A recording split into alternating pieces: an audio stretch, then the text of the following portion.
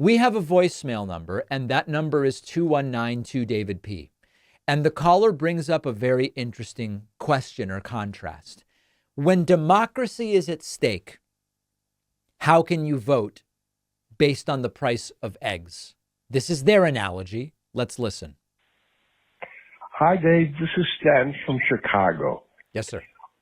What does it say about the average voter who is going to vote on the basis of what the price of eggs are? Right. And not what the state of democracy is. Thank you. So let's go through this in two parts, because the question points to a really significant and very human aspect of voting behavior. And it's the tendency for immediate, tangible concerns to overshadow broader, abstract issues like the state of democracy. Now, by the way, this is part of why foreign policy in Israel, Gaza rank so low, 10th, 15th in some polls in terms of priorities for voters. And it's because when voters prioritize the price of eggs, and it's a shorthand for, the price of groceries or inflation in general, cost of living. When voters do that, it reflects the day-to-day experience and struggle in a way that foreign policy stuff simply does not.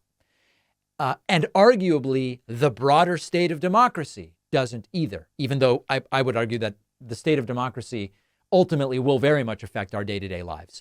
And so your life day-to-day is affected by the price of eggs and milk and vegetables and whatever else it is that you buy.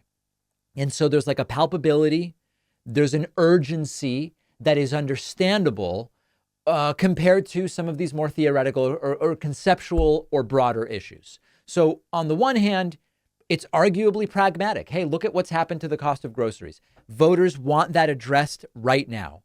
The degree to which the president can address it is a real question.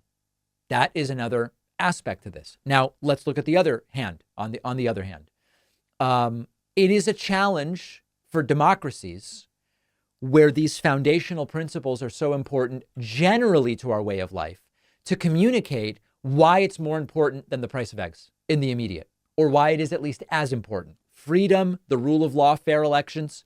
Do we have authoritarianism or do we have democracy? What is it that we have? It's really easy to see those undervalued or overlooked when people say, look at the price of eggs. And we don't want to dismiss the day-to-day financial issues that people are dealing with all the time. So what I think this at the end of the day points to is we need political education. We need engagement that will connect, hey, the foundational principles that are jeopardized if Trump gets his way with dictator for a day, authoritarianism, steal an election you didn't win, shut down media outlets you don't like, all of these different things. What comes from that is ultimately how it will affect everyday economic issues. And I can assure you, if we don't even uphold the basic pillars of democracy on which the country was based, the ability to keep inflation under control or keep cost of living in check is going to go completely out the window. It's going to evaporate. These things do relate and they influence each other. So it's not crazy. It's not stupid to say, hey, look, I see the price of eggs and I want to make a vote based on that. Whether presidents can or can't deal with that, I understand it. But we need to connect the broader issues to those pragmatic day-to-day issues as well. We have such a great bonus show for you today. We will talk about how Biden and Trump supporters are divided very much by the media that they consume. South Korea has seen more deaths than births for the 52nd consecutive month. What does this mean for the population and more broadly for the South Korean economy? And an appeals court has ruled transgender health care must be paid for by state insurance. Why is this a big deal other than the obvious? We will discuss all of these stories and more when I'm joined by producer Pat on the bonus show. Oh, the bonus show where you want to make money. Yes. Everybody else that makes money to fund themselves is bad. Let's make some money on the bonus show. Sign up at joinpacman.com. I'll see you then, and we'll be back tomorrow. Bryan Caplan joining me tomorrow, or no, the next day, I believe. This week, Bryan Caplan will be back on the show.